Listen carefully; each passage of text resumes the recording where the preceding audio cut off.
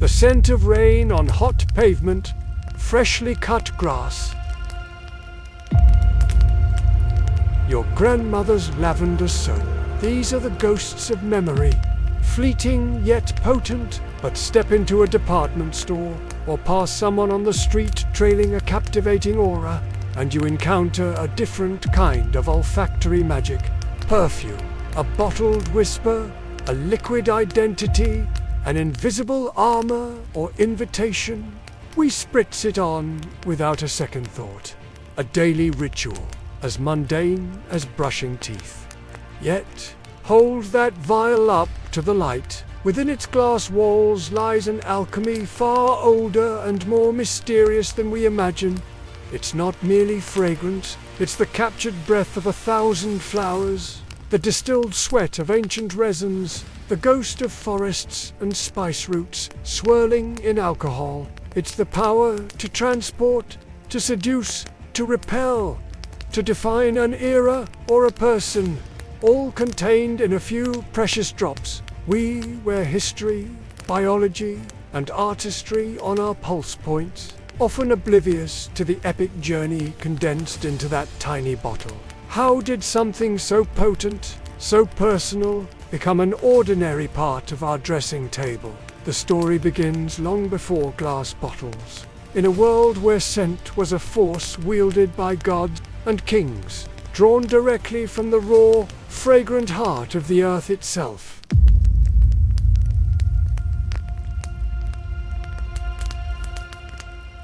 Imagine a world stripped of bottled fragrance, not just without Chanel No. 5 or Old Spice, but without any concentrated, portable scent designed purely for the human body. This was the reality for millennia. Before 3000 BC, scent wasn't a luxury, it was life. It was survival. The air hung thick with the smells of existence. Wood smoke, animal dung, unwashed bodies, decaying food, the metallic temps of blood from the butcher. Disease was thought to travel on miasma, bad air. Good smells were your shield, your prayer, your medicine, your direct line to the divine. Ancient Mesopotamians burned juniper berries and cedar wood, their pungent smoke rising to appease gods like Ishtar. In Egypt, around 1550 BC, temple priests performed elaborate rituals, enveloping statues of deities in clouds of kifi, a complex incense blending honey, wine, raisins, myrrh, and aromatic herbs like frankincense. The scent wasn't pleasantry, it was the deities' food, their very presence manifest in the fragrant air. Cleopatra famously saturated the sails of her barge with rosewater, so Mark Antony would smell her arrival before he saw her. Scent as power play, yes, but achieved through sheer, overwhelming volume of raw materials, not concentration. For everyday folk, masking bodily odor meant rubbing themselves with crushed herbs, mint, thyme, lavender, or wearing fragrant garlands. Personal scent was fleeting, localized, and functional. It clung to the skin briefly, a whisper against the overwhelming olfactory cacophony of pre-modern life.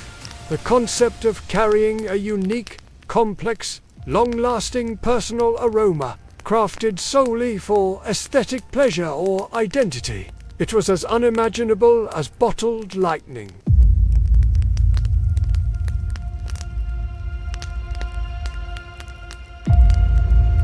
The spark didn't ignite in a gleaming lab, but in the bustling, smoke-filled courtyard of a Mesopotamian palace. Circa 1200 BC, her name was Tapputi, recorded on a cuneiform tablet as the first chemist in history. Her title, Overseer of the Royal Palace. Her lab, likely near the royal gardens and the perfumery workshops. Before her, scents were mostly simple infusions in oils or fats, or resins burned as incense. Tapputi, driven by royal decree and perhaps her own relentless curiosity, sought something more. She wasn't just mixing petals, she was distilling. The tablet describes her process. meticulously steeping flowers like myrrh and calamus in water, then heating this mixture in a primitive still, likely a sealed vessel with a tube leading to a cooled receiver.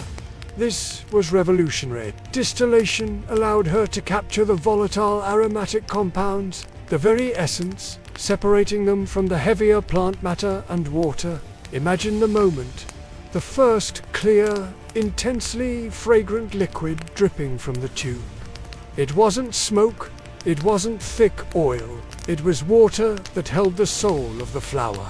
Tapputi added solvents, like extracted floral oils, stabilizing her precious hydrosol. She filtered it repeatedly through wool or cloth, achieving a purity unseen before. Her creation wasn't called perfume as we know it. The word comes much later, from the Latin perfumum, meaning through smoke. But this aromatic water was the foundational breakthrough. It proved scent could be captured, concentrated, and transported. While Tapputi served kings, her method was the fragile seed.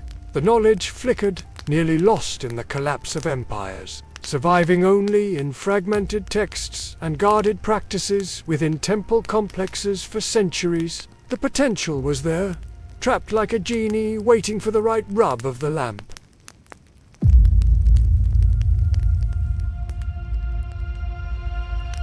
That rub came centuries later, fueled by intellectual fervor and cross-cultural exchange.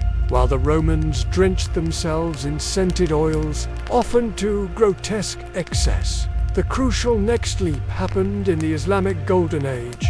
In 9th century Baghdad, polymath, alchemist Abu Yusuf Yaqub ibn Ishaq al-Kindi wasn't seeking perfume, he was seeking knowledge, the philosopher's stone, medical cures. Yet, in his meticulous experiments documented in the Book of the Chemistry of Perfume and Distillations, he systematized and revolutionized scent. Al-Kindi documented over 100 recipes, not just listing ingredients, but detailing precise methods, distillation techniques using the alembic maceration en fleurade. Crucially, he pioneered the concept of blending, creating complex harmonies from multiple ingredients. Like a musical composer for the nose, he used musk, rose, camphor, saffron, even costus root, blending them in specific ratios with base oils. His work transformed aromatic waters from simple extracts into sophisticated compositions. This knowledge flowed along trade routes to Al-Andalus and Sicily. By the 12th century, monks in European monasteries, translating Arabic texts, began experimenting. But perfume, as a personal adornment, remained rare, confined mostly to the very wealthy or medicinal use. The true European catalyst arrived via an unexpected route: plague. As the Black Death ravaged Europe in the 14th century, doctors believed fragrant herbs held the plague miasma at bay. Pomanders, balls of ambergris or aromatic pastes, were worn constantly. While ineffective against plague, this cemented the habit of wearing concentrated scent. Then, Renaissance Italy exploded. Caterina de' Medici, upon marrying the future King Henry II of France in 1533, brought her Florentine perfumer, René Le Florentine, to Paris. His laboratory, famously connected to her apartments by a secret passageway, became a hub of innovation. He created sophisticated scents for the French court, moving beyond heavy animalics towards brighter floral blends. Crucially, the discovery of using grape spirits as a solvent in the 14th century, perfected by the 16th, was pivotal. Alcohol evaporated quickly, leaving the fragrance on the skin without greasiness. Unlike oils, this allowed for lighter, more volatile, and longer-lasting scents. True parfum, as we recognize it. Grasse, France, with its ideal climate for flowers like roses and jasmine, became the world's perfume capital by the 17th century, supplying the raw essences and expertise. The bottle was evolving too, from simple ceramic pots to ornate glass vessels, signifying its preciousness. Perfume had shifted from sacred smoke and medicinal paste to an art form of personal expression for the elite.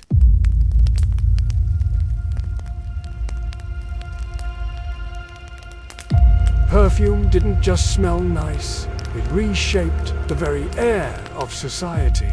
In the notoriously pungent courts of Louis XIV and Louis XV, perfume wasn't optional, it was essential. Versailles reeked of unwashed bodies, stale food, and chamber pots. The Sun King demanded new scents daily, and his courtiers followed suit, dousing themselves, their clothes, even furniture, in gallons of fragrance to combat the stench. Perfume became a potent social marker, a literal olfactory badge of aristocracy. A complex, expensive blend signaled wealth and refinement far more subtly than a gaudy jewel. It was weaponized in diplomacy and seduction. Napoleon Bonaparte, famously obsessed, reportedly went through bottles of his signature eau de cologne monthly. Even on campaigns, his wife, Josephine, preferred heavy animalic musks, filling her Malmaison palace with hundreds of pots of jasmine. The 19th century brought industrialization and chemistry, democratizing scent, but also transforming its nature. In 1868, English chemist William Perkin, trying to synthesize quinine, accidentally created movine, the first synthetic dye. This sparked a revolution in organic chemistry. Chemists began isolating and synthesizing fragrance molecules, previously only available from natural sources. Coumarin was synthesized in 1868, vanillin in 1874. Suddenly, perfumers had an entirely new palette. Consistent, often cheaper, and entirely novel scents, impossible to find in nature. Francois Coty, a visionary in early 20th century France, understood this potential. He blended high-quality natural ingredients with synthetics, creating complex, beautiful scents like l'Oregon, and crucially, sold them in beautiful, standardized bottles at accessible prices. Perfume was no longer just for royalty. It became mass-market aspiration.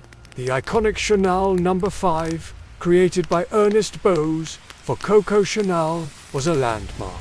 Bose used an unprecedented dose of synthetic aldehydes to create a sparkling, abstract floral bouquet that smelled like nothing found in nature, perfectly capturing the modern, liberated woman Chanel represented. Perfume became intertwined with fashion, cinema. Think Marilyn Monroe's famous "I wear nothing but a few drops of Chanel No. 5", and personal identity on a global scale. It shifted from masking odor to expressing self.